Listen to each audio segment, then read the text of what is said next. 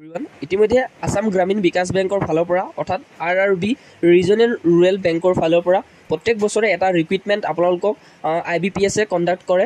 চ' আপোনালোকৰ কাৰণে এটা ভাল খবৰ, আমাৰ অসমৰ ল'ৰা ছোৱালীয়ে আসাম গ্ৰামীণ বিকাশ বেংক অৰ্থাৎ অসম গ্ৰামীণ বিকাশ বেংকত সুযোগ লাভ কৰিব।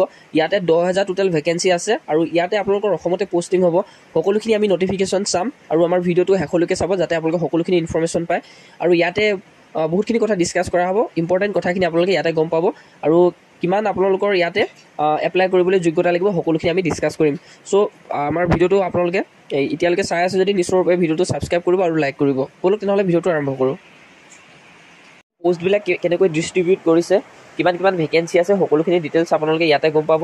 আৰু পোষ্টবিলাক ডিষ্ট্ৰিবিউট কৰিছে আপোনালোকৰ অফিচ এছিষ্টেণ্ট মাল্টিপাৰ্পজৰ কাৰণে আপোনালোকৰ 5,800টা ইয়াতে ভেকেঞ্চি আছে। আৰু অফিচাৰ স্কেল 1ৰ কাৰণে এতিয়া 3,583টা আছে আৰু অফিচাৰ স্কেল 2 অৰ্থাৎ এগ্ৰিকালচাৰ অফিচাৰ 70টা আছে আৰু অফিচাৰ স্কেল 2 ইয়াতে 30টা আছে। অফিচাৰ স্কেল 2 CA কাৰণে, চাৰ্টেড একাউণ্টেণ্টৰ কাৰণে 60টা আছে। অফিচাৰ স্কেল 2 IT ইয়াতে 104, officer scale 2 general banking officer ইয়াতে আপোনালোকৰ 501। এনেধৰণে আপোনালোকে সকলোখিনি ভেকেঞ্চি দেখিছে। ইয়াতে 10,313টা টোটেল ভেকেণ্ট আছে আৰু ইয়াৰ বাবে আপোনালোকৰ কোৱালিফিকেশ্যন ক্ৰাইটেৰিয়া কি হয় সকলোখিনি আমি ইয়াতে আলোচনা কৰিম। আৰু ইয়াতে যদি আপোনালোকে চাই যিটো উল্লেখ কৰিছে এলিজিবল ৰিকুৱাৰমেণ্টখিনি আপোনালোকে যদি চাই ইয়াতে কেনেকুৱা ধৰণৰ অফিচ এছিষ্টেণ্ট মাল্টিপাৰ্পজৰ কাৰণে আপোনালোকৰ বিটুইন 18 পৰা 28 ইয়াৰ্ছলৈকে। আৰু ইয়াতে আপোনালোকৰ এটা যিটো আপোনালোকৰ উল্লেখ কৰি দিছে candidate should have not been বৰ্ণ আৰ্লিয়াৰ দেন 2 তাৰিখ 6 মাহ 1997, 1 তাৰিখ 6 মাহ 2007। আৰু অফিচাৰ স্কেল এছিষ্টেণ্টৰ কাৰণেও বয়সৰ সময়সীমা, এনেধৰণৰ সকলোবিলাক পষ্টৰ কাৰণে বয়সৰ সময়সীমা ইয়াতে উল্লেখ কৰি দিছে। Candidate applying for the post of office assistant in any particular RRB are required to process proficiency in the local language of the state অৰ্থাৎ ষ্টেটৰ যিটো আপোনালোকৰ লোকেল লেংগুৱেজ হয় এইটো কাৰণে আপোনালোকৰ লাগিব। আৰু ইয়াতে আপোনালোকৰ উল্লেখ কৰিছে এডুকেশ্যন কোৱালিফিকেশ্যন আপোনালোকৰ বেচেলৰ ডিগ্ৰী লাগিব আৰু যিটো আমাৰ অসমৰ ভাষা হয় প্ৰফিচিয়েঞ্চি ইন লোকেল লেংগুৱেজ সেইটো আপোনালোকে ক'ব পৰা হ'ব লাগিব, লিখিব পৰা হ'ব লাগিব। আৰু ইয়াতে আপোনালোকৰ ডিজাৰেবল ৱৰ্কিং নলেজ অফ কম্পিউটাৰ অৰ্থাৎ ইয়াতে কোনো কম্পিউটাৰ চাৰ্টিফিকেট নালাগে যে আপোনালোকে নাভাবিব কম্পিউটাৰ চাৰ্টিফিকেট লাগিব নি, কম্পিউটাৰ চাৰ্টিফিকেট ইয়াতে প্ৰয়োজন নহয়। আৰু bachelor degree any discipline from recognise university অথবা or its equivalent preference will be given to the candidate having degree in agriculture, তাৰপিছত forestry, animal husbandry, veterinary science, agriculture engineer এনেকুৱা ধৰণৰ ইয়াতে সকলোখিনি অফিচাৰ স্কেল 1 এছিষ্টেণ্ট মেনেজাৰৰ কাৰণে উল্লেখ কৰি দিছে ইয়াতে। আৰু এই ভেকেঞ্চিবিলাক সকলোবিলাক আপোনালোকে নিশ্চয়ৰূপে দেখিছে, ইনফৰ্মেশ্যনখিনি মই দি দিছোঁ আপোনালোকক। আৰু ইয়াতে এক্সাম কেতিয়া হ'ব সকলোখিনি আপোনালোকক জনাই দিলে ভাল হ'ব।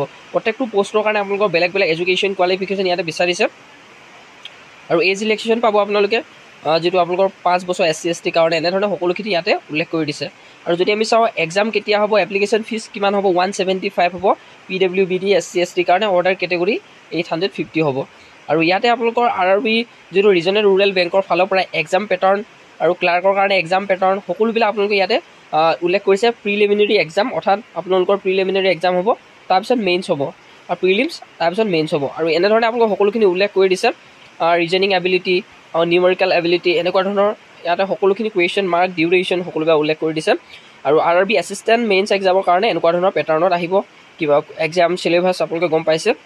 আৰু অফিচাৰৰ কাৰণে প্ৰিলিমছ মেইনছ আৰু ইণ্টাৰভিউ প্ৰচেছ হ'ব, কিন্তু অফিচ এছিষ্টেণ্টৰ কাৰণে 2টা ষ্টেজে হয়। আৰু ইয়াতে আপোনালোকক সকলোবিলাক দি দিছে। ভিডিঅ'টো বেছি দীঘল নকৰোঁ, মই আপোনালোকক এক্সাম কেতিয়া হ'ব সেই বিষয়ে অৱগত কৰাই দিলে বহুতখিনি বেছি ভাল হ'ব।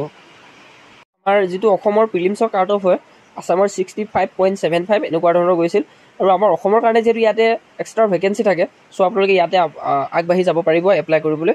আৰু ইয়াতে টোটেল কাট অফ যিটো আপোনালোকৰ প্ৰিলিমছৰ হয় আছামৰ 50, তাৰপিছত বিহাৰৰ 45 এনেকুৱা ধৰণে আপোনালোকক উল্লেখ কৰি দিছে সকলোখিনি। চ' আমি ইয়াতে এক্সাম কেতিয়া হ'ব সেইখিনি কথা পোনপটীয়াকৈ জানিলে ভাল হ'ব। অৰ্গেনাইজেশ্যন হৈছে IBPS আৰু পষ্ট নেমখিনি আপোনালোকে গম পালে 1, 2, 3 অফিচাৰ স্কেল ক্লাৰ্কৰ ভেকেঞ্চি।